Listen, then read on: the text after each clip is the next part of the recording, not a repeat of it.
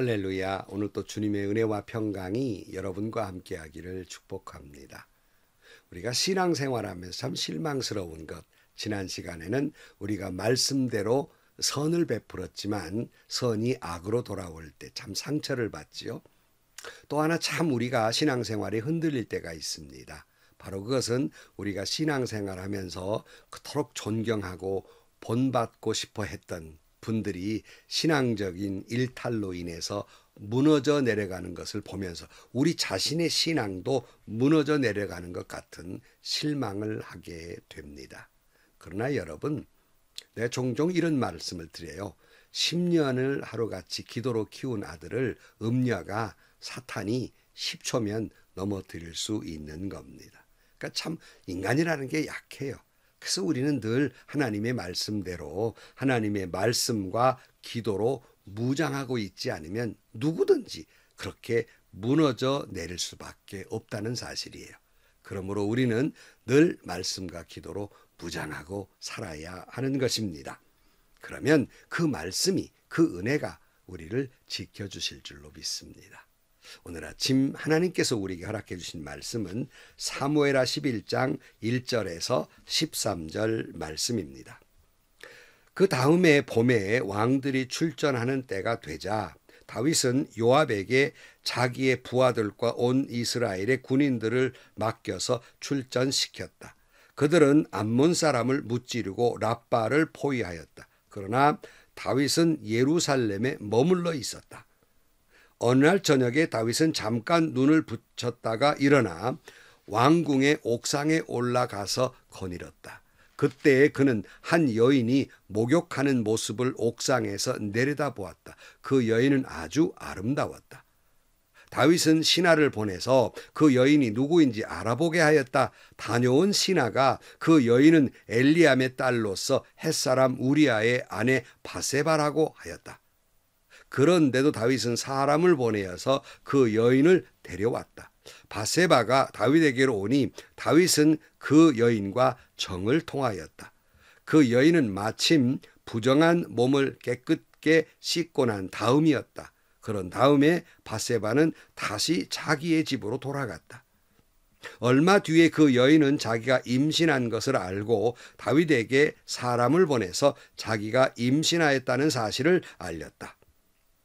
다윗이 그 소식을 듣고 요압에게 전가를 보내서 햇사람 우리아를 왕궁으로 보내게 하였다. 요압이 우리아를 다윗에게로 보내니 우리아가 다윗에게로 왔다. 다윗은 요압의 안부와 군인들의 안부를 묻고 싸움터의 형편도 물었다.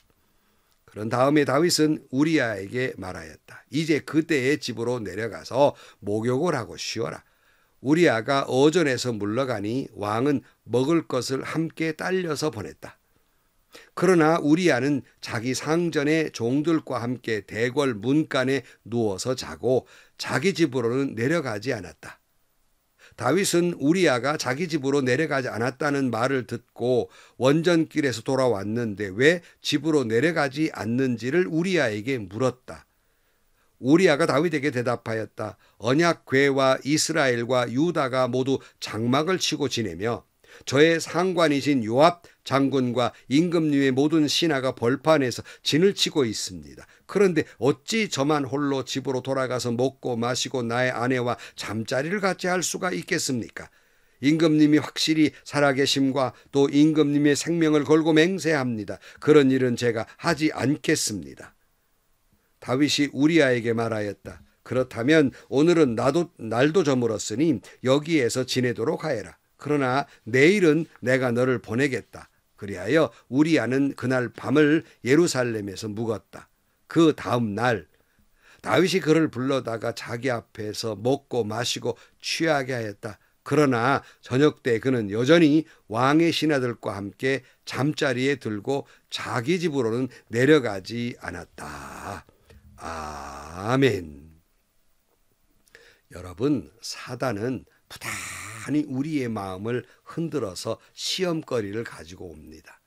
믿음을 더 이상 지속하지 못하도록 우리를 타락하도록 계속 흔들어 놓습니다.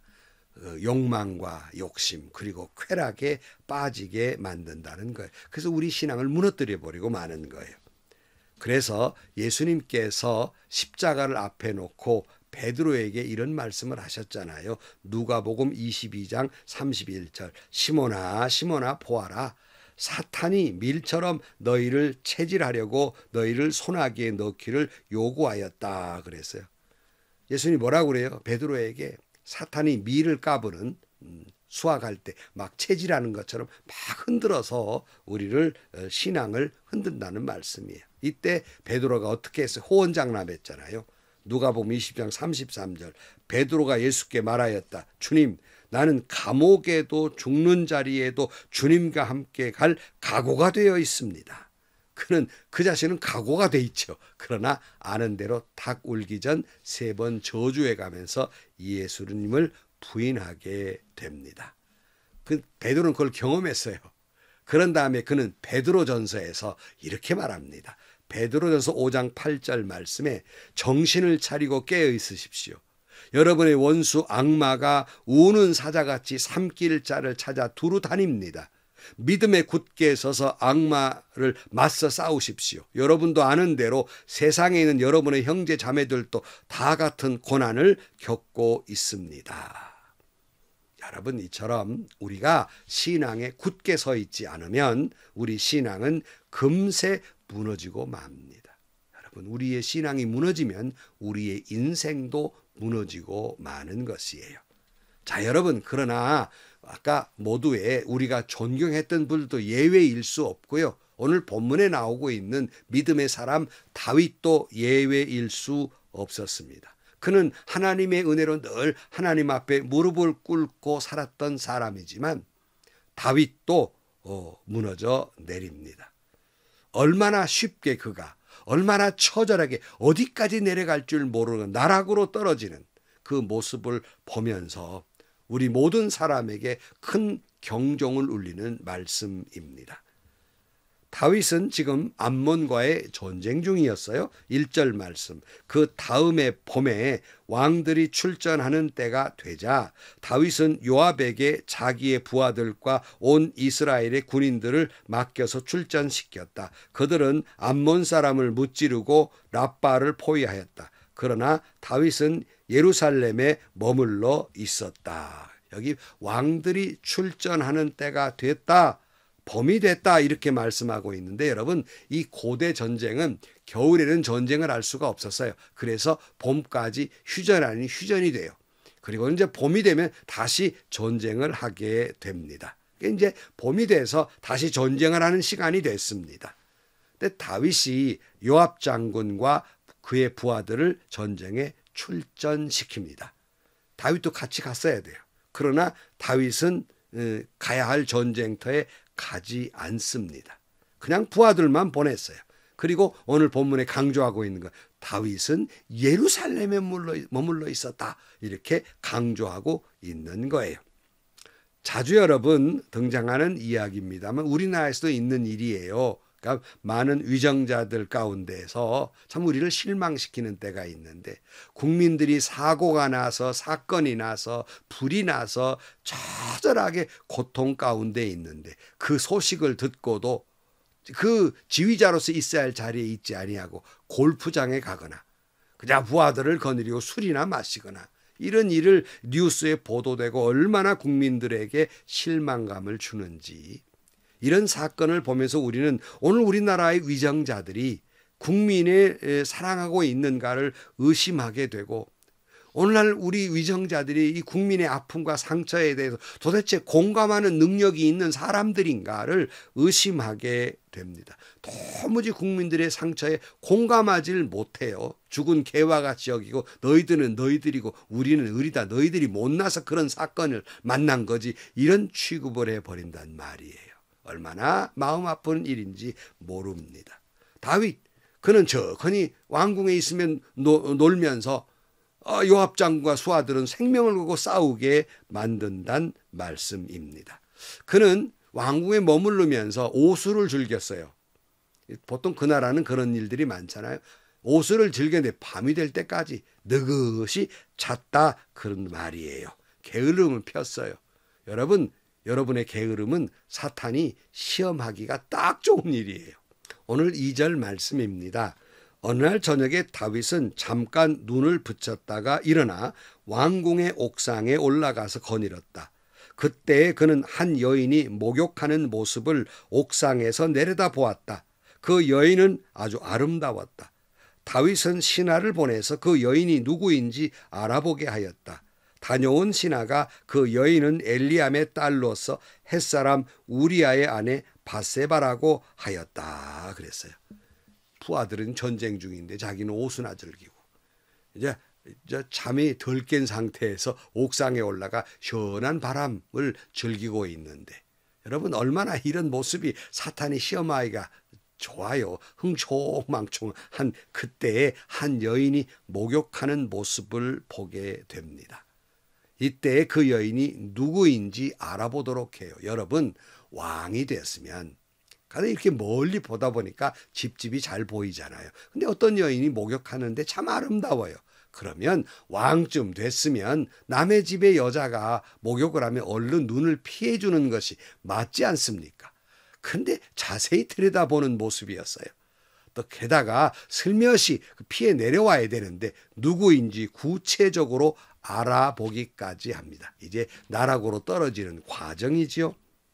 다윗은 육신적으로도 게을렀고 또 이런 모습을 보면 인격적으로도 또는 신앙적으로도 게을러서 아니란 모습을 보여주고 있습니다. 다시 말씀드립니다. 여러분, 시간이 나서 게을러지면 사탄이 시험하기가, 이런 시험하기가 딱 좋은 거예요. 우리가 신앙적으로 있어야 할 자리에 있지 않으면 이런 시험을 받아요. 우리는 있어야 할 자리, 예배의 자리, 기도의 자리를 벗어나서 육신의 편안함과 나태함을 추구하면 곧 예배의 자리, 기도의 자리, 헌신의 자리에 있지 아니하면, 신앙적으로 게으름을 피우면 사탄이 우리를 자꾸 흔들어요.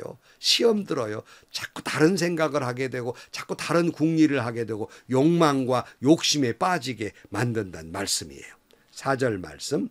그런데도 다윗은 사람을 보내어서 그 여인을 데려왔다. 바세바가 다윗에게로 오니 다윗은 그 여인과 정을 통하였다. 그 여인은 마침 부정한 몸을 깨끗하게 씻고 난 다음이었다. 그런 다음에 바세바는 다시 자기의 집으로 돌아갔다 그랬어요. 다윗은 그 여인이 전쟁에 나간 요압 장군의 수하에 있는 우리아의 아내였다는 걸 알면서도 그를 데려다가 정을 통합니다. 여기 부정한 일을 깨끗하게 됐다는 건 여인이 가임기가 됐다, 그런 뜻이에요.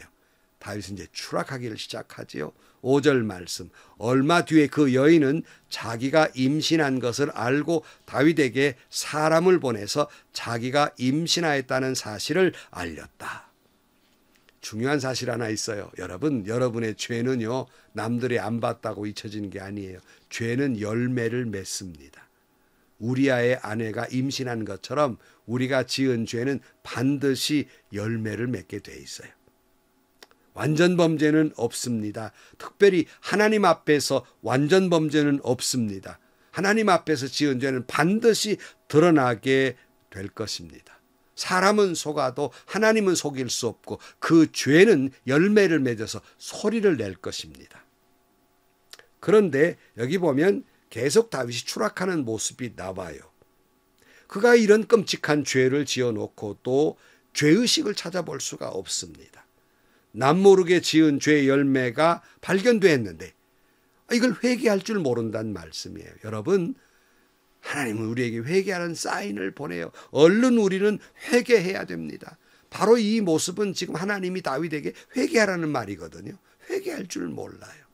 창세기에 보면 아담이 선악과를 따먹었을 때 아담아 아담아 부르시는 부름의 음성은 어디에 있는지 몰라서 부르고 계신 것이 아니라 회개하라는 사인을 보내고 있고, 카인이 동생 아벨을 죽였을 때 카인아 카인아 불렀을 때 이미 하나님은 카인이 뭘 했는지를 몰라서가 아니라 빨리 회개하라 하는 사인을 보내고 있는 거예요. 오늘 또 우리에게 이 말씀을 주신 것은 얼른 회개하라는 사인입니다. 사람이 이 살다 보면 그렇지, 또 남자가 뭐 한 번쯤 그럴 수 있지, 아 왕인데 이러고 여러분 합리화시켜서는 결코 안 됩니다. 이런 변명으로 연속하면 회개할 줄 모르고 더 큰 죄를 짓게 되는 거예요. 다윗은 더 큰 죄를 져요. 이 잘못을 이제 덮을 계획을 짭니다. 그래서 우리아를 불러들여서 그 아내 바세와 동침해서 지금 임신해 있는 아이가 자기 아이가 아니라 이 우리아의 아이인 것처럼 꾸미려는 그런 끔찍한 계획을 세웁니다. 그래서 우리아를 불러들여요. 그런데 우리아가 그 집에 가서 쉬라 그랬더니 아니 우리 지금 요압 장군도 그렇고 우리 동료들이 다 들판에 있는데 내가 어떻게 편히 쉽니까? 하고 안 간단 말이에요. 오늘 본문 11절 말씀, 우리아가 다윗에게 대답하였다. 언약 궤와 이스라엘과 유다가 모두 장막을 치고 지내며 저의 상관이신 요압 장군과 임금님의 모든 신하가 벌판에서 진을 치고 있습니다. 그런데 어찌 저만 홀로 집으로 돌아가서 먹고 마시고 나의 아내와 잠자리를 같이 할 수가 있겠습니까? 임금님이 확실히 살아계심과 또 임금님의 생명을 걸고 맹세합니다. 그런 일은 제가 하지 않겠습니다. 참 이 말에 얼마나 부끄러워요. 자기 부하보다 임금이 얼마나 부족한지를 알려주는 말이잖아요. 대목이잖아요. 자, 그날 다윗은 우리아를 불러다가 지나고 난 다음에 다음 날 그를 이제 몽땅 먹을 거 술을 마셔서 좀 취하게 만듭니다. 집으로 돌아가요. 그러나 그는 여전히 집으로 가지 않습니다. 여러분 이 말씀을 보면서 이 다윗이 자기의 죄를 덮으려고 얼마나 그 뒤에도 끔찍한 죄를 짓는지 잘 알게 됩니다. 여러분 하나님이 아담을 불러서 회개하기를 원했지만 저 여인 때문이라고 변명했고요.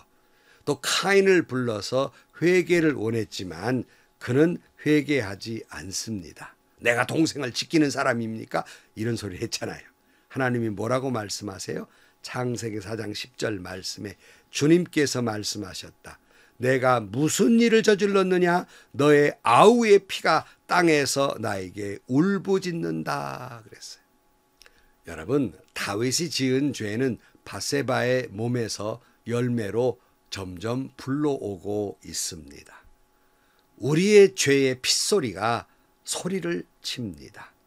우리의 죄의 모습이 바세바의 몸에서 아기로 자라듯이 자꾸 드러나고 있습니다. 즉각 회개하지 않으면 그럴 수 없는 수렁에 추락하고 말 것입니다. 사탄은 항상 나를 넘어뜨리려고 매 순간 노리고 시험하고 있다는 사실을 늘 인지하고 살아야 합니다. 그러기에 우리는 육적으로나 영적으로나 결코 게을러서는 안 됩니다. 저는 신앙생활을 잘못하는 사람들의 특징을 가만히 보면 게을러 있습니다. 여러분 신앙생활은 부지런하지 않으면 제대로 할 수 없고 유지할 수도 없습니다. 그러므로 우리는 예배에 열심을 다하고 기도와 헌신의 자리에 있어야 합니다. 그리고 내가 맡고 있는 신앙적인 직분이나 사회적인 신분에 걸맞게 최선을 다해서 일해야 되고 노력해야 됩니다. 사랑하는 여러분, 내 죄의 핏소리가 아벨의 핏소리처럼 들려옵니다. 회개하라는 소리가 베드로의 닭 울음소리처럼 들려옵니다. 내 죄는 바세바에서 몸에서 자라는 아이처럼 점점점 불러오고 있습니다. 기도하시겠습니다. 하나님 아버지, 정말로 끔찍한 모습을 봅니다. 얼마나 믿음의 사람 다윗도 무너질 수 있는지, 하물며 우리가 얼마나 쉽게 죄에 무너지고 있는지를 살펴봅니다. 주님, 우리를 붙들어 주셔서 그 죄에 빠지지 않게 하여 주시고 오직 주님의 말씀대로 살아가는 저희들이 되게 하여 주옵소서. 예수님의 이름으로 기도하옵나이다. 아멘. 참 우리는 죄라는 소리를 듣고 싶어 하지 않아요. 죄인이기 때문에 더 그렇습니다. 네, 여러분, 죄는 소리를 낼 것입니다. 내 죄는 점점 불러올 것입니다. 하나님은 베드로의 닭 울음소리처럼 우리에게 오늘 이 말씀을 통해서 회개하라고 말씀하고 있습니다. 모두 행복하시고요. 좋은 일이 가득한 하루가 되시기를 주님의 이름으로 간절히